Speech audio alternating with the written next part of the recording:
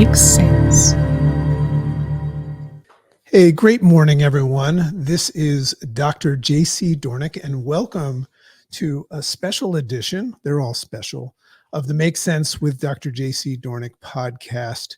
Very, very excited about this, extension of what we're calling the interview series. As you know, the podcast, this is the new podcast, and the podcast format has kind of laid the foundation and shared with you a lot of language and verbiage of this concept and the science of making sense.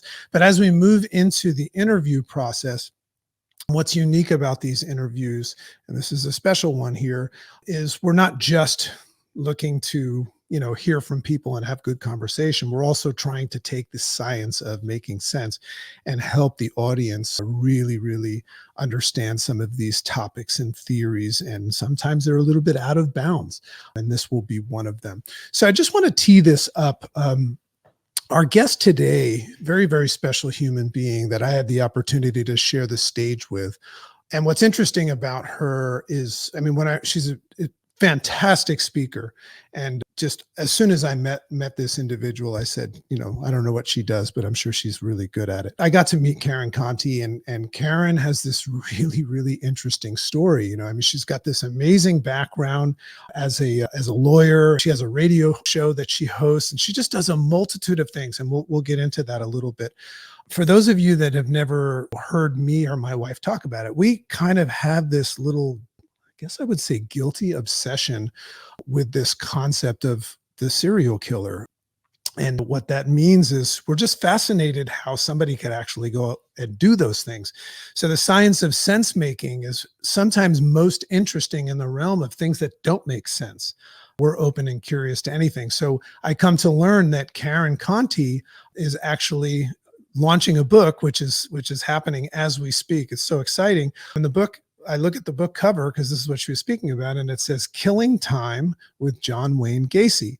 And then I come to learn that Karen was one of the defense attorneys during the phase of the whole John Wayne Gacy thing, which we know a lot about during the time he was on death row. So it's just a fascinating story that my wife and I have not really, really made sense about. So we're very excited. I'm going to tell her that she can come on right now and unmute yourself. And I just want to welcome to the Make Sense podcast, Karen Conti. Dr. JC, it's so good to see you again. I know. I remember we had this conversation out in the hallway where I started to really figure you out. And I'm like, she's very interesting. I remember I texted my wife and I'm like, because my wife is not really amazed by too many people, but when I told her about your book and what your experience has been, she was like, oh my God, you have to get her on the show. So I'm so excited that you've taken time out of your busy schedule to be here with us.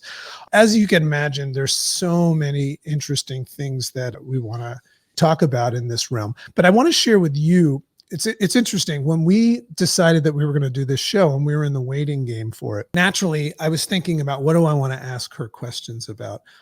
So it started off with all of my questions that I wanted to find out about John Wayne Gacy and all that stuff. But you know what? For the most part, we've seen his documentaries and because we're a little bit obsessed with that stuff. Quickly, my wife and I said, that's not what's interesting, because we're always looking to make sense of something on this show. So we're actually changing the name of this episode to Making Sense of Defending a Serial Killer, because we realize what the really interesting story is here is not only what that experience was like, but also just the idea of how it came to fruition and what it must be like to be a human being, and embark on this journey and the potential ridicule involved and all of that stuff. So that's the topic we're excited about. So let's get into that, but let's begin. I love to ask this question. Karen Conti, what's it like to be you these days? And what are you working on and what are you excited about? Well, I'm excited about a lot of things. I like to have my my hands in a lot of different things I at one noticed. time. I find that I'm happier when I sort of diversify my energies. I practice law. I have my own little firm in Chicago where I practice mostly family law. I take on other things as well. I'm general counsel to some different organizations. And I have a radio show. I've done radio for 30 years. I'm on WGN. I have a 2-hour talk show where I talk about legal issues, current events from perhaps a legal standpoint, constitutional issues, criminal issues, and I take calls. And I also am a legal analyst, and I do national and local analyzing various cases that go on, whether it's a criminal case, constitutional case, or consumer type issue. With the local Fox, I've been there for 25 years as the designated legal analyst. And now I wrote a book. So I'm adding author to my resume, and it's making me very, very happy.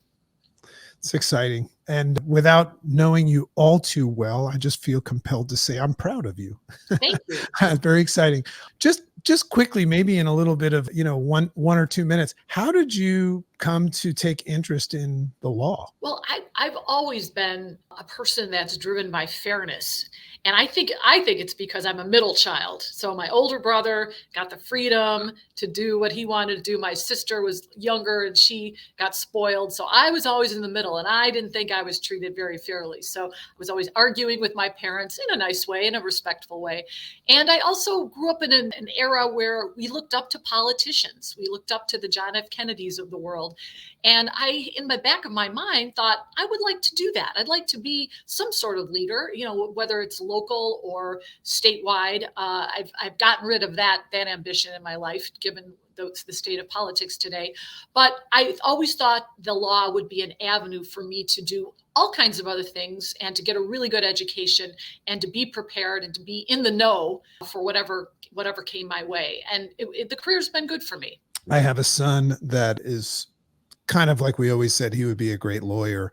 And the reason why we found ourselves saying that, like you, is that we just always noticed how important justice was for him, and that bad people went away, but everybody deserves a chance because sometimes we make mistakes and stuff.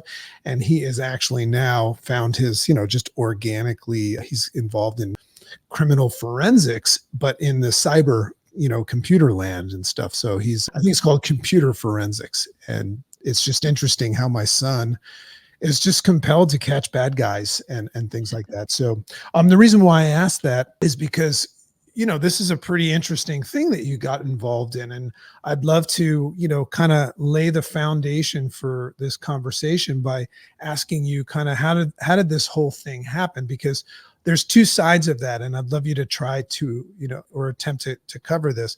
One of them is that I'd love to know like how you had this opportunity to even be asked to represent. I think you were the only female that ever got involved in his defense team.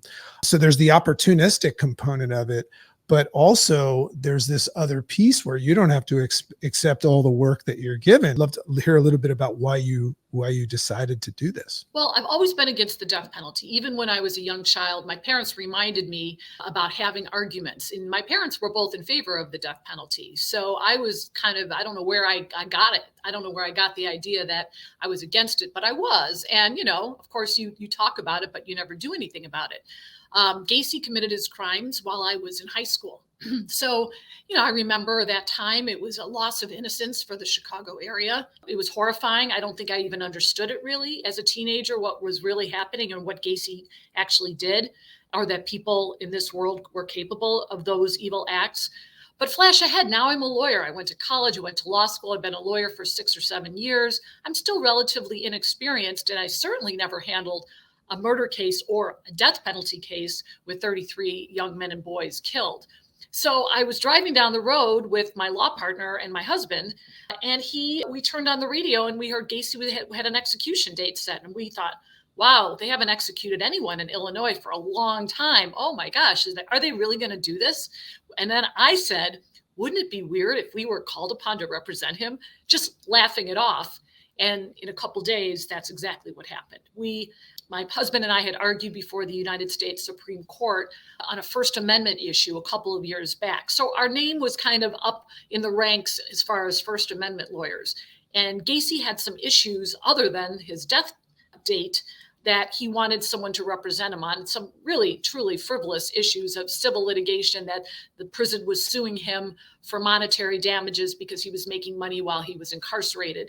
And Gacy wanted to talk to First Amendment lawyers and wanted to talk to them about how to defend his case. I wasn't interested in that, but I was interested in going down to death row, a place I had never been, and to talking to the most prolific serial killer in the history of the country at that time. So this is interesting. What I'm hearing is that potentially you were sought out. This is what's interesting about a case where, a monster, perhaps, where everybody is like, everything has steers towards guilty and it's been proven and everything like that. This person actually sought you out, was looking for somebody of your nature as somebody that could help him with his case. But here you are, not really caring so much about that, but just being fascinated at this phase of your career to have the opportunity. Because there's the death penalty thing, and I want to go into that a little bit more. But it was almost like experiential thing. Like you're like, hey, I can't turn this down. Is that the way it was? Or Absolutely. And, I've talked about this quite a bit. I think you and I had this conversation about curiosity, and we're all born with innate curiosity. But I think along the way, a lot of us lose that because we don't want to take chances and we don't want to expose ourselves. We have too much to lose, or maybe we don't have enough time. But I have always been curious about everything. I like reading the newspaper and reading the article that I don't have any interest in, just to see what it's about. And this, to me, how could I say no? First of all, as you and your wife are obsessed a little bit with serial killers, as many of us are, I've always been obsessed with the Jack the Rippers and the Black Dahlias and, the Ted Bundys of the world. I've read all those books. I've seen all those shows. I'm fascinated with the worst of the worst. And this idea of meeting somebody who is so evil and capable of such terrible acts, but yet got away with it for years, I had to see that. I had to experience that. Even if nothing came from it, even if I wasted time and money and effort, I wanted to have that experience. This is such a fascinating part of this conversation, because I've kind of teased the idea in our newsletter and in our communities that I was going to be interviewing you, and also shared it with friends and family. And it's interesting to observe the reaction that people have, because one of the things that we very much acknowledge here is we all have this knee-jerk programmed response to things, and it's based on how we were brought up and and programmed to do so. That's a whole other conversation. But I noticed that some people were like, ooh, that sounds interesting, and others were almost offended by it. So, and I want to add some color, but also balance things out. When I say that my wife and I are obsessed with serial killers, we're not obsessed with that in the idea of like, wow, I can't believe that must have been, or it's not about that. We're obsessed with the idea that something like that could even happen. Right. Because one thing, and we'll get into this because you had the opportunity to actually meet this individual, but we always look and say, is that a non-human? Like, because as a human being, we talk about this dark passenger that everybody carries. Like, God forbid anyone could ever plug in and find out what we were thinking, but the idea of individuals that take these dark thoughts and don't erase them immediately and come to fruition, that's what's fascinating to us, because even though people look at these, individuals as monsters, they are human beings. Am I right? Well, they are. And this is, I think it's easier to paint a John Wayne Gacy or a Jeffrey Dahmer with a brush to say they're inhumane, therefore they're inhuman. And what was surprising, again, I shouldn't have been surprised, because when you meet somebody like this, you think, what, are they going to have a tattoo on their head that says evil? No, he never would have gotten away with one, let alone 33. Had he looked evil. He was nondescript, he was jovial, he was engaging, he was charming, he was glib. And when you see that, he's not frightening, but it's frightening that people are among us who don't appear to be evil. It makes you wonder, who else is next to me who might be evil? And John Gacy had a side of him that was very human. He went to church, he was a hard worker. He was a good husband to his 2 wives. He was a good father. He went to volunteered. He mowed the lawn for his neighbors, elderly neighbors. He was a good brother to his sisters. He was all of that. And then he would go out at night and he would brutally murder and torture young men. So like it was a compartmentalized type of evil, but the side that I saw of him was human. And this is where we're going to go. One of the things that I'm always doing when I'm listening to people talk is I'm creating visuals around it and different scenarios, acknowledging them. It almost sounds like the reason why we paint the picture of these people being inhuman and monsters and our anger towards that is due to the fact that we're just pissed off that they somehow flew under the radar and got away with it. A great example of this is the other day, my daughter, we have this beautiful 14-year-old daughter who goes to this like very privileged school. The other day, an intruder made it into the school, and thank God nothing happened. There was no weapons and stuff like that. And this man was arrested. But the reason why everyone was so angry at him, it wasn't so much him and what he did, is the fact that he got away with it. So it's just a fascinating thing, as we're interfacing. You probably heard this, but a psychologist told me this many years ago, and I think it's true. Whenever you're angry, it's because there's fear. Yeah. And that's almost always true if you think about it. And in that case, there's anger because he got in, but it was because of fear, because we all know what happens when people with guns come into a school. Yeah. And we don't need to go there. But I think it's the same thing with the Gacys of the world. People are angry at me. They're angry at him. I get it, because they're afraid. And they're afraid for their children. They're afraid for themselves. And they don't want to be around people who are capable of murdering people. And I get that. And I get that anger is projected on me. Well, so let's start with that then. This idea of, it's one thing to have your fascination struck and look at your husband and say, oh my God, like we have this opportunity. But once you move from that to, and this is obviously the reason why everybody should get this book, because it's just a delightful, I got access to a little bit of a beta read of it, and it's just fantastic. I mean, there's no way we're going to put as much color to this conversation as you will get from the book.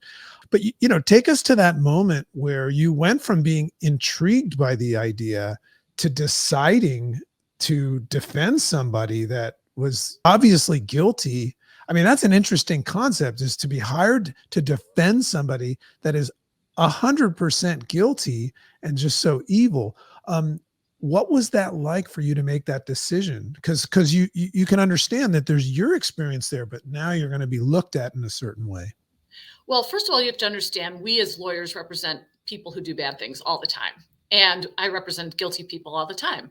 And sometimes my success for me is to have them go to jail for less than 40 years. That might be a real win. Acquittals for people who are guilty are very uncommon. I mean, it happens, but it doesn't happen very often. And even in civil cases, I represent men who beat their wives. I have represented asbestos manufacturers. I've, represented people who, have wrongfully strangled women in the workplace. I can tell you the bad people I've represented. That's what we do. And so that's not the issue. The issue to me when we were down there was, wait a minute, our government is going to take the life of this person. And when they do, then all these people are next. All these people on death row, some of whom might be actually innocent, many of whom might have been convicted because of racist beliefs, or even prosecuted because of racist beliefs, because we know statistics on the death penalty that if you're Black or brown, you're probably more likely to get the death penalty. And if the victim is white, you're even more likely to get the death penalty. And there's a lot of incompetent counsel running around. And although Gacy didn't have any of those defenses, he was white, he was guilty, he had really good lawyers, I knew that I was not representing Gacy. I wanted to represent everybody in the cause against the death penalty, so that the next person that was up on, for the execution, maybe they'd look at and scrutinize that conviction a little bit more carefully. I'm so happy that you said it that way, because I think this is one of the biggest struggles. Our knee-jerk reflex would be to look at you and just observe that you represented this monster and just make an assumption that like you're in it for the money or whatever, or you get your kicks on just shaking things up. But what a fascinating different perspective, which is very Make Sense podcast, to just acknowledge the fact that the law has to run its course, even in these absurd cases, because if it didn't, and certain biases and emotions and feelings were the way that we determine who gets killed and who doesn't. The problem with that is that the potentially innocent people who need people like you to like uncover and say, hey, this person's not, we just uncovered this person's not guilty. It's so fascinating, but still I'm just thinking like, One other thing, JC, I wanted to yeah, say is that we as defense lawyers, I know we get the ridicule and the hatred and all of that. I'll take it. I'll take it all. I'm a big person when it comes to that. But you need us in this system, because if we fail and we don't do our job, then somebody goes and walks free.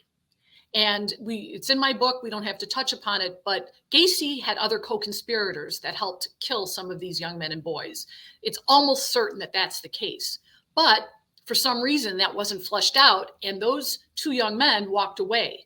And so, again, I think that my job is important, because we want to make sure that the right person goes to jail, or if we're going to execute people, if we're going to be in the business of doing that, we want to make sure that that's the person who did it, because we don't want someone else out there perpetrating the crimes. so fascinating. And as somebody that knew a lot, it's funny, there's something called cognitive bias, and that represents, we speak about this a lot, when you've made your mind up about something, meaning you've chosen your perception and created an opinion. There's just this phenomenon where you'll only want to talk about things that support your decision, and anything else is going to be against that. So it makes sense why people can say, I don't like her for doing that, and there's nothing else. But another interesting thing, and it kind of falls under the Mandela effect, is, I watched, several documentaries on Gacy, and I'm only now remembering that there was a theory that there were co-conspirators that I completely overlooked because it didn't support where my mind was going about him. So that's so fascinating. So let's get into the things that people want to know. You can watch this stuff on a video, and you can listen to attorneys talk about what it was like. One thing I found interesting about Gacy was how he was just one of these people that was almost proud of what he did, and to explain, in detail everything that he did. And then there were also aspects of him where he claimed to not really remember where he put a body. And, so you weren't really sure if he was telling the truth, if he was psychotic. And I know that there was this whole attempt to plead insanity, but what was it like for you to be around this guy? Like, maybe take us through the first time you met him and what that felt like. Well, again, he was not intimidating, and you've seen the movies with Brian Dennehy, who's a huge guy, and Gacy was none of that. He was 5'9". He was portly. When you spend time in prison for 14 years, you've got the prison pallor, and he just did not look like somebody who was capable of the things that he did and that I knew he did. I had read about them. I had read the horrors of what he inflicted on people, and you can't put the two together. He was engaging. He was funny. He was kind of a know-it-all. And if you think about it, if you know the sociopathic personality or the narcissistic personality, there's a sense to them that they're always manipulating. And you wouldn't know this unless you knew ahead of time that he was one of those. And so you realize that you were a pawn for him. So he would elicit information from you that he could use later. He would figure out how best to use what you knew or who you were to his advantage. And he did that with everybody, and he did it instinctively. It wasn't even like, I have to do this. That's the way he maneuvered. And so once you knew that, you realized that he was a compulsive liar. He was deceptive about everything. He was in denial about who he was and what he did. And he was somewhat proud of what he did, in that he didn't think there was anything wrong with it. That's how he was wired, that he did not have a conscience when it came to what he did. And I'm quite sure at any given time, if he were released from prison, he would go out and do it again. And on that note, I just want to let your listeners know that that was never our goal, is to get him out. I mean, Gacy didn't even want to get out of prison. He told me I'm safer in here, which is to say something on death row. But no, it was just to lift the execution or get a stay. It was never to have him released, because a sociopath is always a sociopath. Yeah, it's interesting. I just from what I learned about this individual, the idea of getting a stay would just probably be more directed around him experiencing the attention he was getting for a little longer. So I guess what you did a great job of painting a picture of how he physically not a scary person, but when you're looking at this guy, knowing what he's done, in the movies, they would just, like with Clarice and Hannibal Lecter, they really made us realize that Clarice knew that if he could get his hands on her, he would just kill her. So were you afraid of him because of that, or was it more you being interested and curious about him? What was that like for you to sit there and listen to him, for the most part, talk nonsense? Yeah. First of all, I will say I was not afraid of him. Never. From the beginning or toward the end. First of all, I wasn't his type. Second of all, as I said, he was a manipulator. I had a use for him. So there's no way he was going to harm me. And I would say that his evil conduct was very compartmentalized. He could, like I said, live a very normal, moral life, and then he would do these things. So he wasn't going to fly off the handle and rape and murder me. What was interesting, though, that a lot of people think that we were behind the plexiglass like you see in the movies.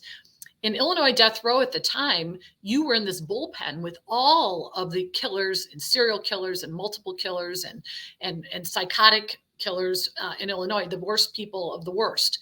And they're all walking around free in this area. So while I wasn't afraid of Gacy, the others not so much, because a lot of them were very uncontrolled when it came to psychotic behavior and probably unmedicated psychotic behavior. So yeah, talking to him, I wanted to talk to him. He lied. Like I said, he deflected things. But once in a while, I would get a kernel of truth that was reading between the lines. And it fascinated me. Even when it wasn't helpful to my representation of him, I was so curious to talk to him about some of the issues and his family background and what he thought about things, just to kind of get into the head of someone like this. So fascinating. It's making me look at the name of the book, Killing Time. What that implies is that it was just like you passing time with this guy that on his way to death row. Is there anything to the name like that, or is it just a cute? Well, I kind of liked the double entendre of killing time, because we spent a lot of time together, and the other part of it is obviously it was killing time for him. So I just thought it kind of aptly summarized what was going on at the time. I always want a little catchy title in your book. So here's the question that I think my listeners are probably wanting to know, because you mentioned it before, that prior to even having this opportunity, one of the things that you were intrigued by in the realm of justice was this idea of the death penalty.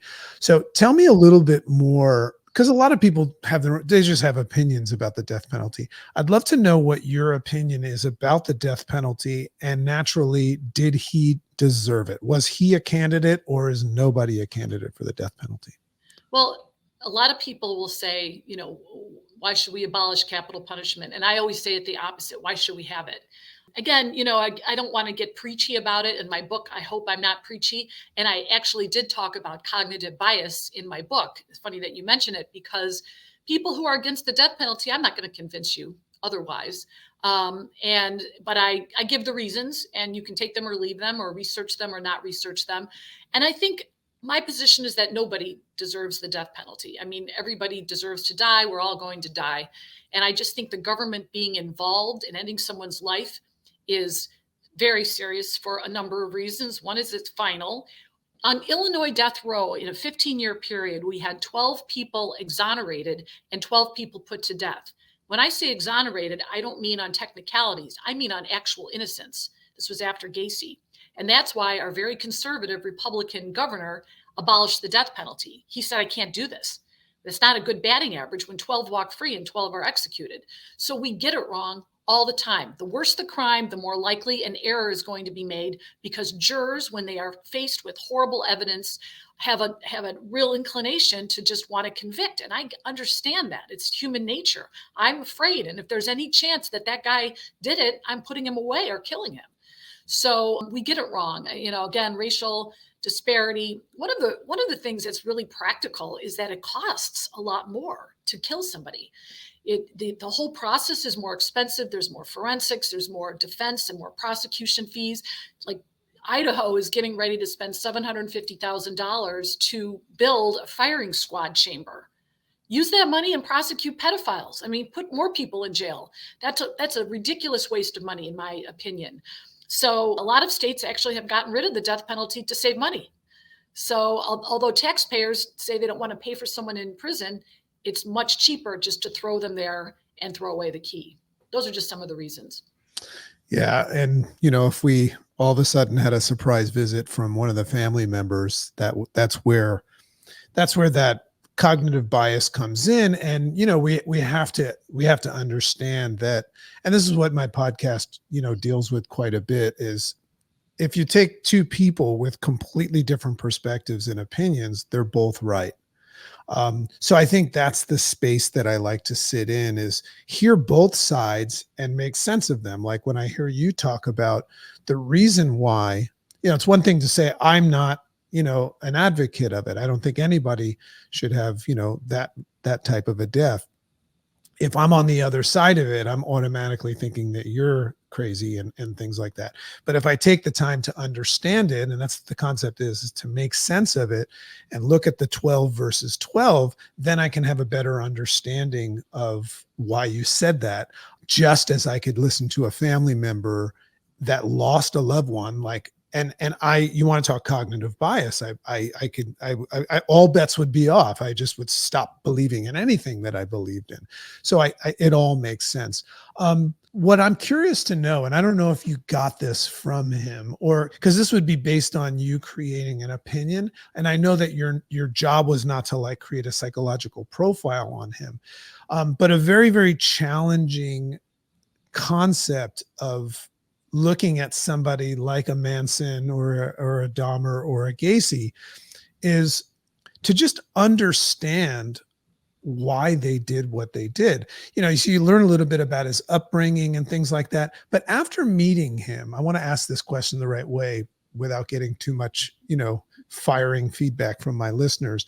Did it make sense how he came to this idea that what he was doing was okay based on you meeting him and learning about his upbringing? Or is he just pure evil, working for the devil? I don't think anyone is born evil. That's my thought. How can a baby be evil? I just don't believe that. Gacy had a difficult upbringing, but I would say that it wasn't more difficult than a lot of us have. He grew up in the 40s and 50s with a father who was an alcoholic. He was abusive physically and emotionally. His mother was lovely, but she was passive. That was a very common dynamic back at that time.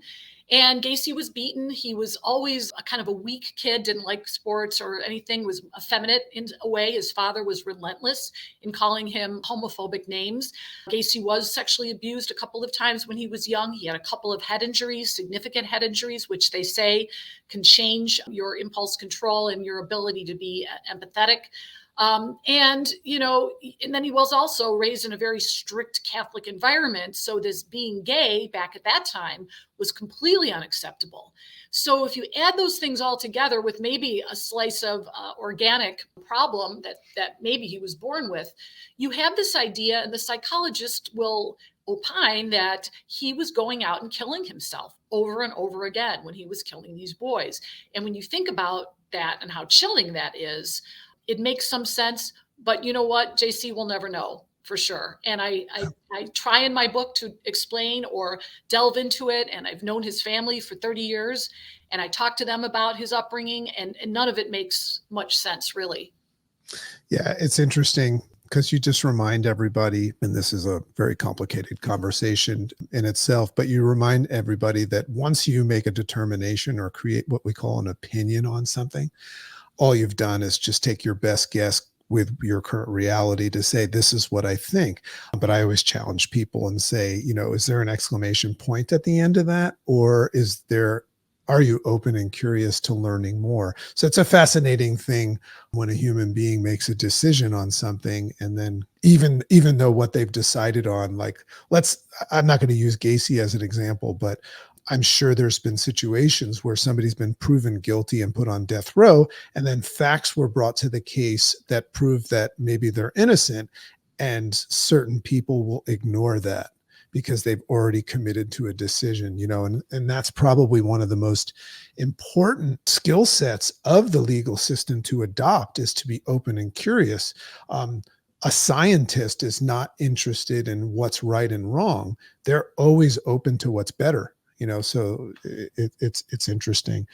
God, there's so many different things I want to ask about this. Were you with him till the final days? I mean, were you there for his execution, or what role did you play in that? Or once you got this First Amendment thing done, did you create a relationship with him? I mean, did you in any way, shape, or form feel like you had a relationship with him? I don't know how to better ask that.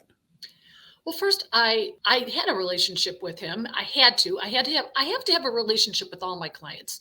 And believe me, I have clients I don't like. Okay. I don't approve of what they did, or I just don't like their personality, or I think they're mean spirited or whatever. But I have to find something I like about them, because I have to step in their shoes and I have to advocate for them. And I would be a bad lawyer if I just blindly went to court and said, okay, get this guy divorced and he wants his kids, but I don't really want him to have his kids. I mean, I can't do that. I've got to zealously advocate within the bounds of ethics for my clients. So I had to understand Gacy. I had to find some commonality with him. And that wasn't that hard, to tell you the truth, because we're both from Chicago. He grew up in a bungalow. I grew up in a bungalow that looked exactly like his. I knew some of the places where he lived and he worked. And so those kinds of things helped me bond with him so I could do my job, because he was very difficult. He was confrontational and he was oppositional. And so the other male attorneys could really get very little traction with him because he was really harsh with them. But with me, because I'm a woman, I'm quite sure it was my gender, he was softer with me, and he would be a little more open, and we'd have a conversation that was kind of frivolous. And then I could talk to him. I could kind of warm him up and get him to do what we needed him to do. I'm not saying, I guess I could say manipulate in a way, because I knew what was in his best interest, but I needed him to sign off on it. So I did develop a relationship. You asked me about the execution. We were not allowed to be there with him at the execution, which I found to be wrong. I think, we're entitled to a lawyer right from the beginning. Our system has it, right when you're arrested, throughout all the appeals and everything. But for some reason in Illinois, we weren't allowed to be there. Actually, the victims' families weren't even allowed to be there. It was just a lottery. So the media was there, and which I don't know. I wanted to be there, JC. I really thought, if I'm going to do this case, and I know the inevitable is going to be that he's executed, I didn't have any illusion that I was going to somehow, change the world here. But I thought it was important for me to be there with him and to experience it, no matter how horrible it might be to watch. I thought that was really important, but I wasn't allowed to do that. Now, I know that I should say, I read that his final words were "kiss my ass." No, So I don't know if that's true, but maybe you can that's tell an us. urban legend. Urban legend. So then maybe you can tell us the truth behind that. But I guess what I was going to ask is, what were his final words to you? Do you remember? I do, but I'm going to save that one for the book. I will tell you that Ooh, the day of his execution, I was the one who gave him the news that the U.S. Supreme Court had rejected his final appeal. And we had a conversation about it. I was the one who broke the news. I said, this is it. And he took us aside. He took my partner aside separately, took me aside, and he thanked me for everything I had done. And we had a couple of jokes between us, and I said goodbye to him. But for all that stuff, you should read the book, because it was really difficult. And people go, he was a monster, Karen. How could you even feel anything? He was a human being, and he was going to be executed. And I had this idea that I wanted to call the authorities because he's going to be executed in 5 hours, but it was the authorities who were doing it. It was so backwards to me, so strange. And then all of his relatives walked in at the end, and all of his neighbors and his friends and his political cohorts, all these people who loved him unconditionally, knowing what he did. And they were sobbing and saying goodbye to him. I mean, it was very confusing, to say the least. And it was difficult, despite the fact that he was kind of a shell of a person. So fascinating. And I love just that moment where you took us to this idea of why he maybe communicated better with you as a female. I know, through some of the research that we did, that in a certain way he was intimidated by men because of his preference for them. In fact, I think he was quoted as, when he was in that phase where he was explaining what he did to these people, but more specifically why, I think I recall him saying that one of the main reasons he killed people was not to just get his rocks off, it's because he was afraid of them telling on him or something like that. Is there any truth to that as far as you know?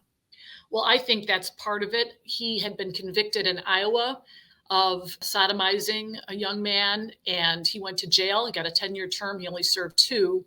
And I think when he came back to Chicago at that point and started his crime spree, that he knew that he had to kill his victims. And I also think it escalates. I think when people have these fantasies that are tied, sex is tied to violence, which is completely foreign to most of us, but that is definitely what goes on in their heads. And so these fantasies of doing these things become real, and then it needs to escalate in order for him to get more enjoyment out of it, as horrible as that sounds. So at the very end there was one night he went out and killed 3 young men. I mean, he would go out, find them, abduct them, bring them home, torture them, kill them, rape them, go out for a second one and go out for a third one. That's how bad it had gotten. And he was heading toward getting caught, as most serial killers do. They almost want to get caught at the end because it's a frenzy for them. It's horrific. So fascinating. Yeah. And I don't want to get into the details because the purpose of my podcast is usually to lift people to a higher level. But, I would say, read Karen's book. It's got so much more information, and you can hear, that little bite that she said you have to read the book to hear. But, Karen, when I met you, before I knew what you do, I was introducing you on stage and things like that. And I just didn't really start getting the gears running about the whole John Wayne Gacy thing, although that is a big part of your story. But you're very, very, successful and well put together. She's a fantastic speaker. If anybody ever needs a speaker for a stage, I mean, Karen is just, a rock star in that sense. But I guess as we kind of move to the end of this interview, what I'm curious to know is, because you just explained your perspective and your experience, but what was the aftermath? Did you experience ridicule, and was it something that tarnished your reputation, or was it something that catapulted you? Because I'm seeing you as a thriving, successful person right now. And I've heard other stories about how things like this could be somebody's demise. Was this a catapult for you? Like, what was the aftermath like, and how did you manifest the life that you have now? And this is part of the book. It's not what happens to you in life, it's what you do with it. I'm a firm believer in that. And while I was going through this, the hate mail, judges hated me, everyone hated me. I still get hate mail to this day. But I will tell you, when I was done and there was this collective societal relief that he was executed, then people would say, how could you represent him? But then they'd say, well, what was he like? Tell me your story. And I didn't want to tell my story for a number of years. It's been 30 years. My book is finally coming out. But things happened in a positive way. 30 days later, after the execution, a former football player named O.J. Simpson took a drive in a white Bronco, accused of killing his ex-wife and her friend. And I became a legal commentator because people at CNN and MSNBC and Fox, they all knew my name. And I had given interviews because of Gacy. So I became a legal analyst. A local radio station came up and said, do you want a radio show? Sure. My law professor, I have one death penalty case that I lose. And he comes up from Champaign, Illinois, and he says, I want to make you a law professor. I want you to teach the death penalty. So all these positive things happened as a result of this horrific representation. And I do believe, and you see this, like Marcia Clark, right? She's a good lawyer, but she lost a case that a lot of people thought she should have won. She ended up with $1 million book deal and a television show. Alan Dershowitz is on all the TV stations because he represents bad people. It doesn't make you a good lawyer to represent a bad person, but people kind of put you on a pedestal because you're a novelty, or they think you're tough, or they think, well, if Gacy hired her, she must be good.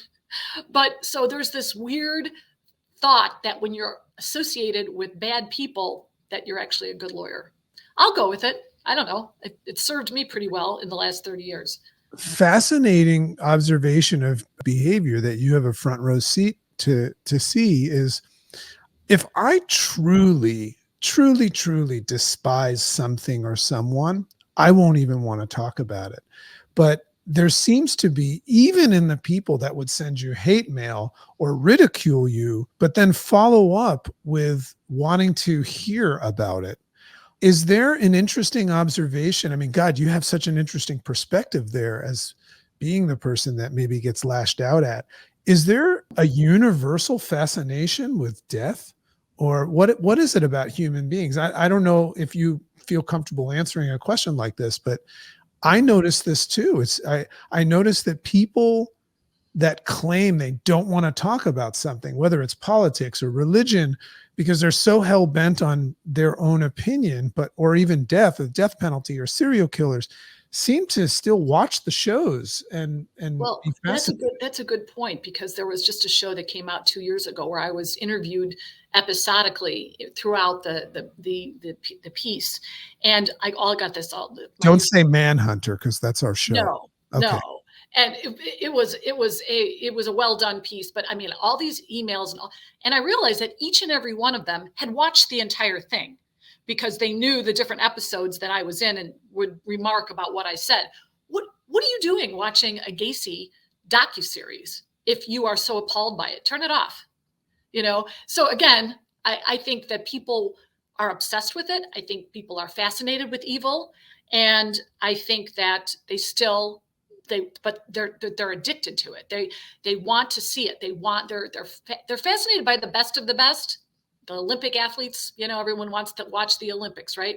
Same with these bad people. Like, how bad can you be? We love that. We love bad.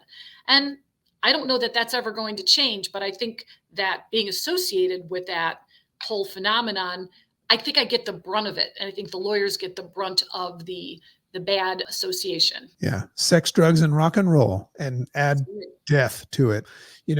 A lot of people don't want to admit this. They'll just kind of like poo-poo social media in general, but look at the viral videos. They're not, of Karen and I talking about, moral compasses and things like this. It's those things. So fascinating. So, that's my message as we kind of come to the end here, is like, human beings are just, it's an illusion that you're in control of your brain the way it is. There's a lot of stuff going on that you've picked up along the way. And if you're engaging in things like TV and news and, social media, you're consuming stuff that you claim you don't like with regularity, and that ends up being what you assume with regularity. So maybe you're not in as much control of your thoughts as you'd like, and that might be why you're so fascinated by these people that act out like this, is because somewhere inherently in yourself, that there's this version of you that could be out of control. So final words on the death penalty. You have your finger on that pulse. What's the future of the death penalty? Is it something that is going to kind of stay where it is, or go away more, or come back full force? Well, in Illinois, they abolished it over 10 years ago. Nothing to do with me. I'd like to say it did, but it didn't. And it's falling out of favor. I think 23 states have either abolished it or have a moratorium on it for various reasons. It's being sought less by prosecutors. Jurors are not giving it. Even in some of the school shootings you're seeing, the juries are saying, no, I'm not going to give this kid the death penalty. When if there's a person who should have it, it should be like one of these young men. I just think that all the Western countries have abolished it. Very few countries use it. And I think that our younger generation doesn't have the stomach for it. I think that, if you look at the polls, the public opinion for the death penalty is way down. It's the lowest it's ever been in my lifetime. And my guess it's going to be abolished here, and we're going to, maybe not in our lifetimes, but I think our government's just going to say we're out of this business. We're going to put people in jail, throw away the key, and we're just going to stop using it as a punishment. And I don't know what the statistics are about the death penalty and just people going free and all of that stuff, but I know that there's money involved in keeping people. So I think that the perception out there is that we can't keep them all. So it's not like some sort of a purge strategy. What's the most people that have ever had the death penalty in a year? I couldn't tell you, but it's probably upwards of 500. But last year we had 25 executions. I think that was an all-time low. Wow. So you can see we're not clearing out jail cells by executing people. And listen, if you're in Texas or Florida and you are a getaway car person, you could do the death penalty, where in Illinois you might get 2 years. So if you look at the way it's used, it's kind of a freak show, as one of the justices on the Supreme Court said. It's very freakish how it's administered. There's really no rhyme and reason. And if you're going to be executing people, you think we would have some sort of national standards put in place. But again, I just see this as not, I think our generation is going to say no to it. Yeah, I'm going to agree with you on that. Just as a perception at this time, I think that people are becoming a little bit more open and curious to looking at multiple sides of things. I think that people are challenging the old way of doing things. I mean, if you think about it, it's an interesting thing to ponder as you go through things like the death penalty, is to go back to when it was first created. And it was created by people that did not look so much at the other side of things.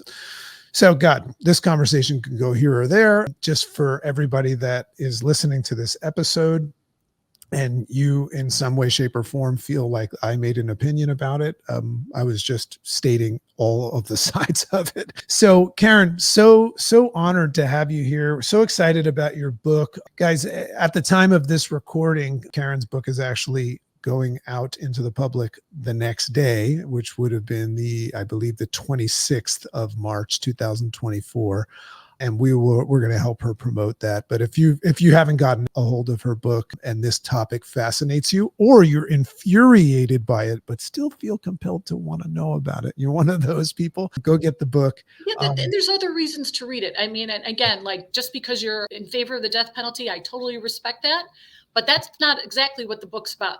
Right. There are some very uplifting and empowering things in the book that I think everybody is going to have a nice takeaway from. I know that sounds weird, buying a book about Gacy, but the book is really about the journey through something that's very difficult and coming out at the end in a better place.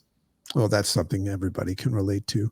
Yeah. So Karen, if somebody wants to find out more about you, I mean, I Googled you and there's just an endless supply of Karen Conti information there, but what we'll share in the show notes, what's the best way for people to engage in, obviously you can go to Amazon and all of the channels to get her book, but if somebody wants to learn more or reach out to Karen Conti, what's the best way?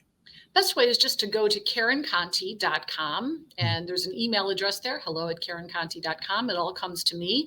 And if you have any questions, I usually return all calls and those types of things. And I hope you buy my book and like it. And if you ever want, like you said, if you want me to speak at a book club or whatever, at a library, and I can do it, I would be happy to share my experience with you. Well, what a fantastic conversation.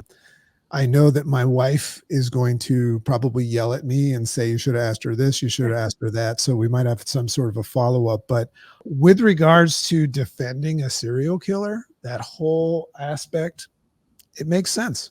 It makes sense. I get it. And I think that you did a great job of showing us some things that we might have had as a blind spot.